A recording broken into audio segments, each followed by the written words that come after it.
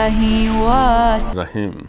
اللهم صل على محمد وعلى آل محمد كما صليت على إبراهيم وعلى آل إبراهيم إنك حميد مجيد وبارك على محمد وعلى آل محمد كما باركت على إبراهيم وعلى آل إبراهيم إنك حميد مجيد. عرض سلام دارم و ادب و احترام خدمت همه شما خوبان و عزیزان، دوستداران الله متعال، دوستداران شعائر الله، دوستداران بیت الله و دوستداران حرم مکی شریف و مکه مکرمه و مدینه منوره. در ادامه بررسی آیات مرتبط به حج در کلام الله مجید جا داره و شایسته است که در مورد سوره حج صحبت کنیم. سوره‌ای که مسماست به حج. از میان ارکان اسلام تنها رکنی که یک سوره به نامش هست حجه. ما سوره به اسم نماز یا همون صلات به تعبیر عربیش نداریم. سوره به اسم صوم یا روزه و یا رمضان نداریم، گرچه آیات فراوانی درباره نماز هست و آیاتی درباره رمضان و روزه در کلام الله مجید هست. حتی نام رمضان هم ذکر شد، اما سوره‌ای به این نام در قرآن کریم نداریم. سوره‌ای به نام زکات در قرآن کریم نیست، گرچه که آیات فراوانی درباره زکات در قرآن کریم ذکر شده.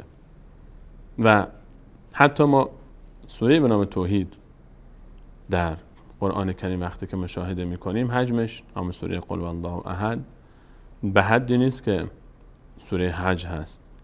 و گرچه اکثر آیات کلام الله مجید و صفحه‌ای از کلام الله مجید نیست که از آیات توحیدی خالی باشه، حتی سوره حج. اما از بین ارکان دین مبین اسلام سوره حج رکن حج، رکن پنجم، سوره‌ای رو به خودش اختصاص داده در پایان جزء 17 که نیم جزء حدود 10 صفحه از مصحف عثمان طه است و 78 آیه داره. این سوره بسیار بزرگی است. سوره‌ای که نصف جزء قرآن کریمه و نشان از اهمیت حج داره، نشان از اهمیت این عبادت و این شعیره داره، چرا که حج ارتباط داره با کعبه، همون کعبه‌ای که قبله نماز، همون کعبه‌ای که اولین خونه‌ایه که برای انسان‌ها روی زمین قرار داده شده تا اونجا عبادت بکنن. اولین عبادتگاه انسان بر روی زمین کعبه است. چرا که حج مرتبط با مکه مکرمه، چرا که حج مرتبط با تاریخ دعوت، تاریخ توحید بر روی زمین. سوره حج سوره عجیبی است. سوره‌ای که بعد از سوره انبیا قرار میگیره و قبل از سوره مؤمنون. گویی که انبیا وقتی که دعوت و رسالتشون به پایان میرسه نوبت حج میاد و انگار که انبیا میان تا مردم رو وصل بکنن به حج. حج مختصر، چکیده و خلاصه کل دعوت انبیاست. بعد از حج سوره مؤمنون رو داریم. کسی که میره حج میکنه، میره عبادت میکنه، میره خودش رو در این میدان، در این دانشگاه ثبت نام میکنه و تمرین میکنه و برمیگرده، صفات مؤمنون در وجودش میاد. قد افلح المؤمنون الذين هم في صلاتهم خاشعون والذين هم من اللغو معرضون والذين هم للزکاة فاعلون والذین هم لفروجهم حافظون تا آخر آیاتی که در ابتدای سوره مبارکه مؤمنون است. مؤمنان کسانی هستند که رستگار شدند، کسانی که در نماز خشوع دارند، از لغویات پرهیز میکنند، زکات پرداخت میکنند، شرمگاه خودشون رو حفاظت میکنند. همه اینها دستاورد حجه. همه اینها رو انسان مسلمان در حج تمرین میکنه، اینها رو به دست میاره. سوره حج بعد از سوره انبیا قرار میگیره و قبل از سوره مؤمنون. بعد از اینکه انسان از حج خارج میشه باید مؤمن شده باشه، باید صفات مؤمنین درش باشه. سوره حج سوره عجیبی است، از اونجایی که هم در مکه نازل شده بخشش و هم در مدینه. این سوره هم مکیه هم مدنیه. این سوره سوره‌ایه که برخی از آیاتش در شب نازل شده، برخی از آیاتش در روز نازل شده، برخی از آیات این سوره در سفر نازل شده، برخی از آیات این سوره در حضر نازل شده. هم در سفر آیات اومده، هم در اقامت، هم در شب، هم در روز، هم در مکه، هم در مدینه. سوره حج سوره‌ایه که معانی و مفاهیم والایی رو در بر گرفت. سوره حج وقتی که شروع میشه و صحبت میکنه از حج میگه و شروع میکنه صحبت از حج هست دیگه. وقتی که سوره مسماست به حج و درباره حج قراره که صحبت بشه، هر چیزی که در این سوره است در این سوره ذکر میشه، در این نیم جزء از قرآن کریم در این سوره هر چی که ذکر میشه بی ارتباط با حج نیست، چرا که اسم سوره حجه و الله متعال حکمتش تقاضا میکنه که هر چی در این سوره قرار داده شده یک ارتباطی با حج داره، یک ربطی با حج داره. سوره مبارکه حج سوره‌ای که معنی و مفاهیم والایی رو در بر گرفته، معنی ها و دستورات فراوانی در اون هست، اشارات مختلفی به بخش‌های مختلف داره. سوره حج در ابتدا که شروع میشه اشاره داره به بحث قیامت و اون برپایی روز قیامت. بعد از اون دوباره الله متعال در سوره حج از نشر و حشر و از قیام بعد از برزخ سخن میگه، در روزی که حساب کتاب شروع میشه.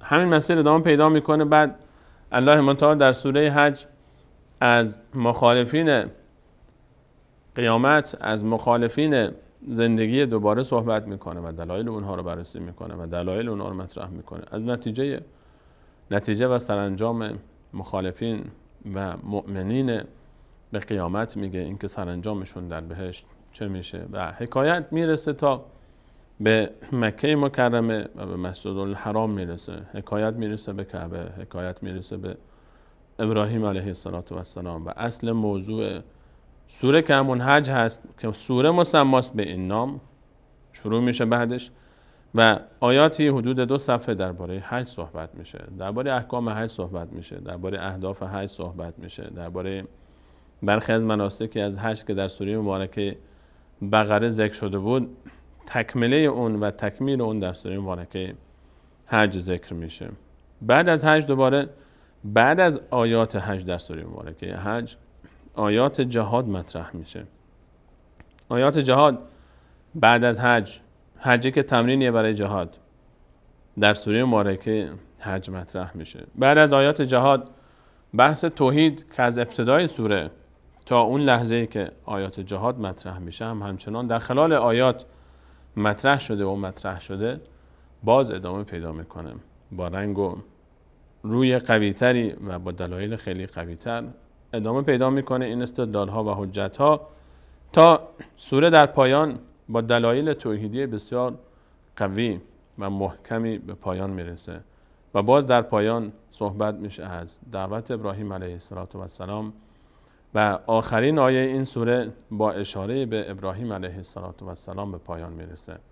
آخرین آیه سوره مبارکه حج نام ابراهیم درش ذکر میشه چون باید باشه. حج و ابراهیم با هم مرتبطن، حج و ابراهیم با هم گره خوردن. سوره مبارکه حج سوره‌ای که معانی و مفاهیم والایی رو در بر گرفته که هر کدوم از اینها مستقیما در ارتباطن با حج. کسی که میخواد بره حج، کسی که حج میکنه، کسی که میخواد درباره حج تفکر و تدبر بکنه، کسی که میخواد معنای حج رو بفهمه، کسی که میخواد حج رو درک بکنه باید بیاد و سوره مبارکه حج رو ورق بزنه، سوره مبارکه حج رو بیاد و بررسی بکنه، ارتباط بین معانی و مفاهیم وارده در این سوره با حج رو بیاد ببینه که چه ارتباطی بین این هاست. حج خود عبادت حج، دستورالعمل حج، برنامه حج، تمام اون مفاهیمی که در سوره مبارکه حج هست رو به صورت عملی به ما نشون میده. تمرینی است، نمونه است. وقتی که الله متعال از سوره مبارکه حج در این سوره از قیامت صحبت میکنه، ما در حج انگار که قیامت رو داریم میبینیم. ما انگار که داریم میبینیم که یک جمعیت عظیمی همه به یک هدف، به یک سمت، به یک مسیر دارن حرکت میکنن، همه کفن پوشیدن، همه از خانه و خانواده و دوست و آشنا بریدن، همه آمدن به سمت الله تعالی، همه به یک سمت، به یک مکان، به یک محل، در یک وقت، به یک شکل، به یک راه، به یک ذکر، به یک عمل مشغولن. و این اختیاری نیست، این اجباریه. در حج هر کسی که وارد پروژه حج میشه، وارد دستورالعمل حج میشه، دیگه از خودش اختیاری نداره. این انسان رو بیاد قیامت میندازه.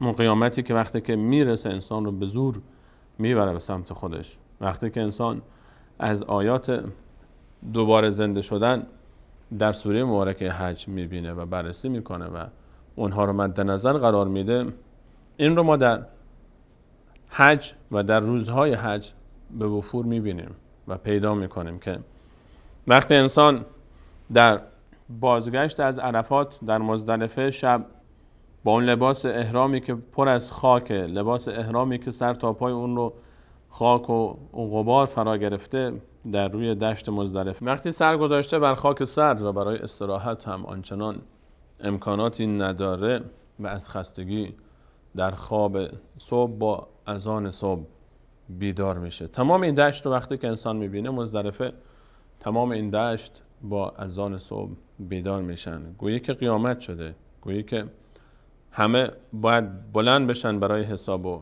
کتابشون. در مزدلفه وقتی که اذان صبح داده میشه انسان رو بیاد قیامت و حشر میندازه.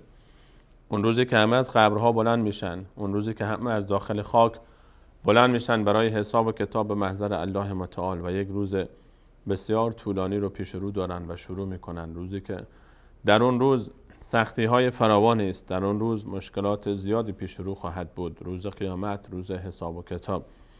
روز عید قربان برای حجاج در مراسم حج همچین حالتی داره. وقتی که در صبح روز عید سعید قربان 10 ذوالحجه از مزدلفه با اذان صبح بیدار میشن و حرکت میکنن، همه این لشکر انگار که روز محشره، انگار که همه این کفن پوشان اینجا کفن پوشیدن، اما در روز محشر همه لخت و عریان خواهند بود. اینجا دیگه کمترین حد لباس ممکن رو میپوشن، با اون لباسی که داخل قبر میرن آمدن به مزدلفه، اما در محشر بدون این لباس خارج خواهند شد. ولی در مزدلفه چون نمونه ای از اون حکایت و دنیا حکایتش فرق میکنه با آخرت، با کمترین لباس ممکن از مزدلفه حرکت میکنن، همه به سمت منا، همه دارن سرازیر میشن برای انجام عبادت ها و اون چیزی که در یک روز طولانی پیش رو دارن، در یک روزی که فعالیت های بسیار سخت خواهند داشت، بسیار خسته خواهند شد. در روز عید سعید قربان این حکایت در حج انسان رو به یاد قیامت میندازه. میبینیم که در سوره مبارکه حج از حشر و قیامت سخن گفته میشه. در سوره مبارکه حج همچنین از عبادت‌های دیگری سخن گفته میشه به مانند جهاد. جهاد، حج خودش تمرینیه برای جهاد، حج فرصتیه برای جهاد، حج یک مدرسه است برای آمادگی برای جهاد. در سوره مبارکه حج از خود حج هم صحبت میشه، از احکام حج صحبت میشه، از تاریخ حج و از ابراهیم صحبت میشه. اون لحظه‌ای که ندا برآورد برای اینکه مردم به حج بیان، اون لحظه‌ای که خانه کعبه رو تجدید بنا کرد با اسماعیل علیه السلام و از مردم خواست به دستور الله تعالی ندا برآورد تا برای حج بیت الله الحرام عازم بشن و حرکت بکنن. در سوره مبارکه حج توحید بسیار پررنگه و دلایل بسیار دندان شکنی برای رد شرک، چرا که حج مدرسه توحیده، چرا که حج باید با اون شعار لبیکش انسان رو به توحید برسونه، از غیر الله تعالی انسان ببره، من دون الله رو رها کنه و به الله تعالی خودش رو وصل کنه. حج مدرسه توحیده. آیات حج، آیات سوره مبارکه حج در توحید بسیار پررنگه. آیات توحیدی که در سوره مبارکه حج هست بسیار دندان شکنه برای مشرکین. در سوره مبارکه حج ما از ابراهیم علیه السلام هم سخن داریم که نقش بسیار پررنگی در موضوع حج داره و اصلا حج مال ابراهیم علیه السلام. حج مال بتشکن بزرگ تاریخ، حج مال ملت ابراهیمه. در پایان سوره مبارکه حج با این تعبیر الله متعال سوره رو به پایان میرسونه که ملت ابیکم ابراهیم، ملت پدرتان ابراهیم. کسانی که پیرو ملت ابراهیمن، کسانی که راه ابراهیم رو ادعا میکنن که به پیش میبرن، باید برن به مکه، باید برن در حج شرکت بکنن. این مختصر مفاهیم کلی سوره مبارکه حج هست. اما در جزئیات باید وارد بشیم و ببینیم که آیات چی میگن. در هر کدوم از این بخش ها چگونه صحبت میشه در قیامتش، در حشر و دوباره زنده شدن، درباره توحید و آیات توحیدی، درباره خود حج. سوره مبارکه حج چی میگه برامون؟ چه تصویری از حج برای ما معرفی میکنه و بیان میکنه؟ درباره جهاد سوره مبارکه حج چی میگه به ما و چه ارتباطی دقیق بین حج و جهاد هست؟ چگونه حج میاد جهاد رو برای ما معرفی میکنه؟ حج و توحید، توحید در حج چطور مطرح میشه، چطور بیان میشه؟ در سوره مبارکه حج الله متعال چگونه توحید رو مطرح کرده و ارتباط بین این توحید و حج چیه؟ ابراهیم و حج در سوره مبارکه حج چه ارتباطی با هم دارن؟ این ارتباطات رو ان شاء الله در برنامه‌های آینده با بررسی آیات سوره مبارکه حج به صورت گذرا در خدمت شما عزیزان خواهیم بود. از اینکه تا این لحظه برنامه خودتون یاری کردید تشکر میکنم. در برنامه بعد ان شاء الله از ابتدای سوره مبارکه حج گزیده ای از آیات این سوره رو در مورد موضوعاتی که مطرح شد ان شاء الله با هم مروری خواهیم داشت. تا برنامه بعد همه شما عزیزان رو به الله متعال میسپارم. الله یار و نگهدار شما.